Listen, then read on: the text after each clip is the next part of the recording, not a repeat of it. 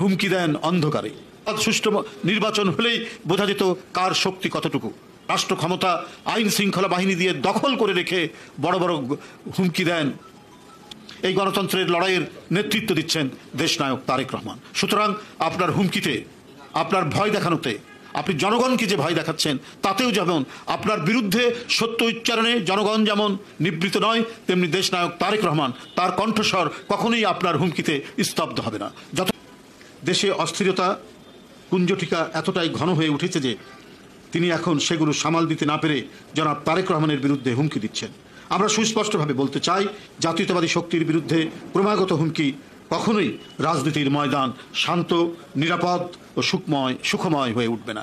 আপনি মনে করেছেন হুমকি দিলেই সবাই নিস্তব্ধ হয়ে যাবে, জাতীয়তাবাদী শক্তির নেতাকর্মীরা তারা ভয় পেয়ে যাবে। আপনি এটা কখনোই মনে করবেন না। আপনি বরং, আপনার দলের নেতারাই বরং ভীরুতাবশত হুমকি দেন অন্ধকারে। আপনি যদি সত্যিকারের সাহস থাকতো অবাধ সুষ্ঠু নির্বাচন দিতেন, দেশে একটি শান্তিময় পরিবেশের মধ্যে দিয়ে অবাধ সুষ্ঠু নির্বাচন হলেই বোঝা যেত কার শক্তি কতটুকু। সেটা না করে আজকে রাষ্ট্র ক্ষমতা আইন শৃঙ্খলা বাহিনী দিয়ে দখল করে রেখে বড় বড় হুমকি দেন, ধমকি দেন এবং প্রতিহিংসা আক্রোশের বাণী ফোটান। আপনার নিজেদের লোকদের, নিজেদের আত্মীয় স্বজনদের দিয়ে রচিত জাতীয় সংসদে বক্তব্য রাখেন আর নিজের কার্যালয় থেকে বক্তব্য রাখেন। এটা করেন আপনি ভীরুতাবশত। সাধারণ মানুষের কাছে যাওয়ার আপনার কোনো জো নেই বলেই আপনি এই ধরনের হুমকি দিচ্ছেন। বন্ধুরা, তারা আজ আওয়ামী শাসক গোষ্ঠীর সহযোগিতায় ঐরাবতে পরিণত হয়েছে।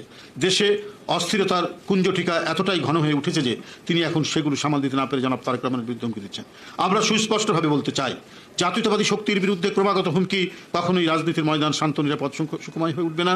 দেশের জনগণ বাকশাল ২-এর অনন্ত শৃঙ্খল থেকে মুক্তির জন্য রুদ্ধশ্বাস অপেক্ষা করছেন। এই মুক্তির আদর্শই হচ্ছে গণতন্ত্র। এই গণতন্ত্রের লড়াইয়ের নেতৃত্ব দিচ্ছেন দেশনায়ক তারেক রহমান। সুতরাং আপনার হুমকিতে, আপনার ভয় দেখানোতে, আপনি জনগণকে যে ভয় দেখাচ্ছেন তাতেও যেমন আপনার বিরুদ্ধে সত্য উচ্চারণে জনগণ যেমন নিবৃত নয়, তেমনি দেশনায়ক তারেক রহমান তার কণ্ঠস্বর কখনোই আপনার হুমকিতে স্তব্ধ হবে না। যতক্ষণ পর্যন্ত এদেশে গণতন্ত্র ফিরে না আসবে, যতক্ষণ পর্যন্ত এদেশে মানুষের বাক ব্যক্তি স্বাধীনতা নিশ্চিত না হবে, যতক্ষণ পর্যন্ত মানুষের যে মৌলিক অধিকার সুরক্ষিত না হবে, যতদিন পর্যন্ত গুম এবং ক্রস ফায়ারের ভয় না যাবে, ততদিন পর্যন্ত এদেশের গণতান্ত্রিক শক্তি এবং তাদের নেতা দেশনায়ক তারেক রহমান তার কণ্ঠস্বরকে আপনি হুমকি দিয়ে থামাতে পারবেন না।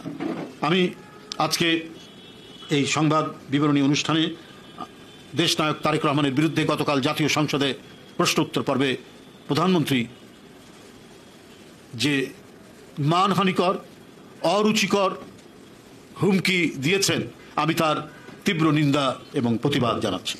আমি আগেই বলেছি, বিএনপির নেতাকর্মীদের কোনো নিস্তার নেই, তাদের জীবনের স্বাভাবিক নিঃশ্বাস নেওয়ার তাদের কোনো সুযোগ নেই। একটি অবরুদ্ধ দিনের মধ্যে তারা দিনাতিপাত করছে। মনে হচ্ছে সারা বাংলাদেশ উন্মুক্ত কারাগার এবং উন্মুক্ত বিষাক্ত চেম্বার। কি ঈদ, কি উৎসবের দিন! বিএনপির নেতাকর্মীরা, তাদের ভাগ্যে লেখা আছে নিপীড়ন, নির্যাতন, না হলে কারাগারে গমন। সরকারের আজ্ঞাবহ আদালত তার জামিন নামঞ্জুর করে কারাগারের প্রেরণের ঘটনায় আমি তীব্র নিন্দা ও প্রতিবাদ জানাচ্ছি এবং অবিলম্বে যুবদল নেতা এনাম সহ সকল রাজবন্দী, আরও যারা সেখানে রয়েছেন, সাইফুল ইসলাম, নীরব সহ যারা রয়েছেন, তাদের নিঃশর্ত মুক্তি দাবি করছি। আজকের এই সংবাদ বিবরণী থেকে আপনারা কষ্ট করে এসেছেন এবং কিছুটা বিলম্বের জন্য আমি দুঃখ প্রকাশ করে বিদায় নিচ্ছি। আপনাদের সকলকে ধন্যবাদ।